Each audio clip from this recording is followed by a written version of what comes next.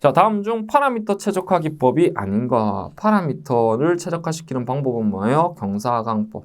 자, 이 경사하강법이 하강법의 로컬 미니마이제이션, 전역 최적화를 만들어 가야 되는데 최소 최적화를 만들어 가면서 이제 즉 로컬 미니마이제이션, 전역 최적화가 아니라 부분 최적화, 그 과정에 있는 최적화 값을 찾아가는 문제가 있기 때문에 하나씩 해보는 확률적 경사하강법으로 진화를 했고, 자, 그러고 나서 뭐 모멘텀이라든지 최종적으로 아담이라든지 이런 경사하강법의 파생 방법 모델들로 사용을 하게 되는데, 자, 그 중에 그렇죠, RMS 프롭도 있고요, 아다 델타라는 기법도 있고요, 나담이라는 기법들로도 사용을 할 수가 있는데, 베이지안 옵티마이제이션은 뭐였나요? 하이퍼 파라미터였습니다. 그죠? 그래서 정답은 4번이 되겠습니다.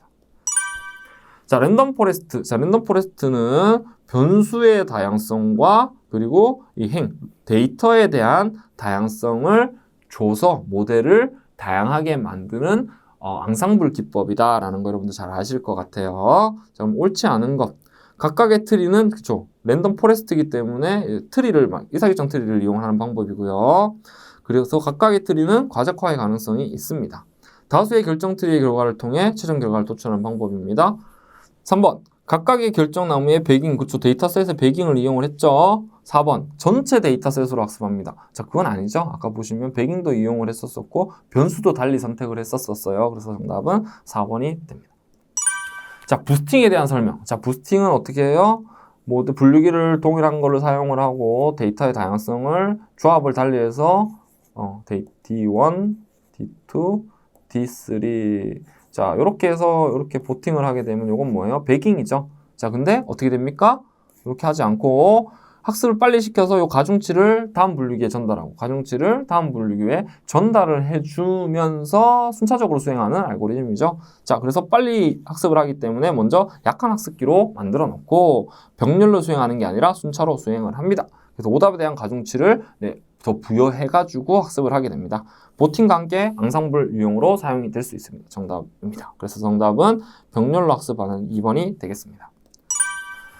자, 데이터에 대한 비즈니스 효과에 대한 설명으로 옳지 않은 것은 데이터, 문제도 조금 모호한 것 같긴 한데 비즈니스 기여도는 데이터 분석 결과를 활용하여 사업 수행 혹은 과제 수행 등을 통해 얻게 되는 긍정적인 영향, 맞죠? 베니핏을 이야기하는 거죠. 베니핏 맞고요.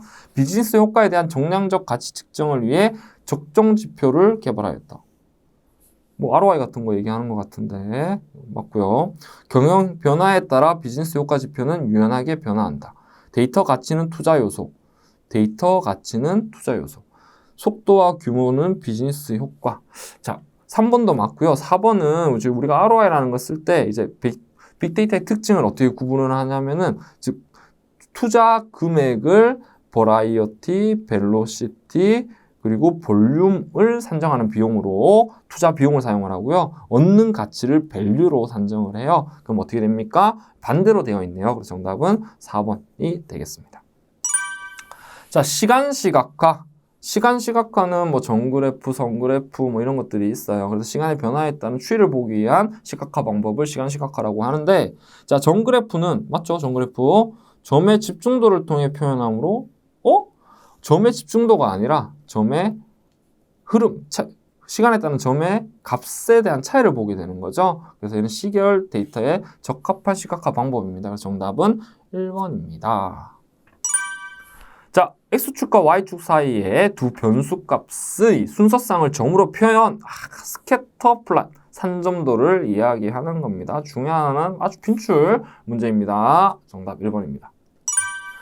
자, 비교 시각화 유형에 대한 설명으로 옳지 않은 것은 자, 뭐 평행좌표 그래프, 히트맵, 체르노프 페이스, 스타 차트 다 비교 시각화에 쓸 수가 있는데 평행좌표 그래프는 각 행을 그렇죠, 여기에 가로가 변수고 모든 데이터에 대해서 이런 형태로 변수별로 데이터를 표현한 거죠. 히트맵은 저 색상에 대한 진함과 색상에 대한 구분으로 그 대한 비교를 할 수 있는 시각화를 우리 히트맵이라고 하죠. 체르노프 페이스는 뭐예요? 얼굴에 대한 특징을 변수와 매핑해 놓고 비교할 수 있는 그래프예요. 맞고요.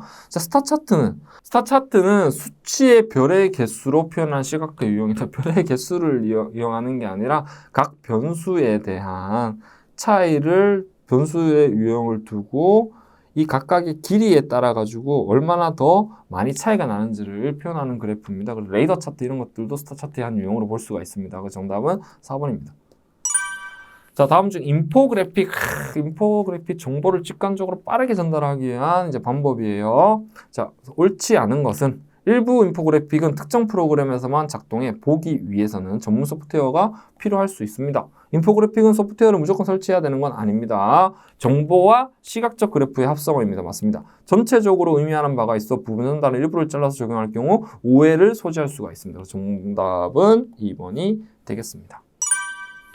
자, 주제 연결성과 완전성 중심의 인포그래픽 유형은 주제에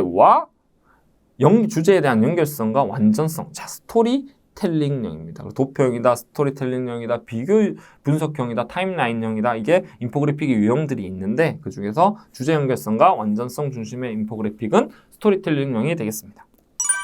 자, 인포그래픽 유형 중 연도나 시간의 흐름에 따라 딱 보면 뭐가 나와 있나요? 네, 타임라인입니다. 자, 이번엔 인포그래픽 관련된 문제도 많이 출제가 됐네요. 그래서 정답은 1번 타임라인이 되겠습니다.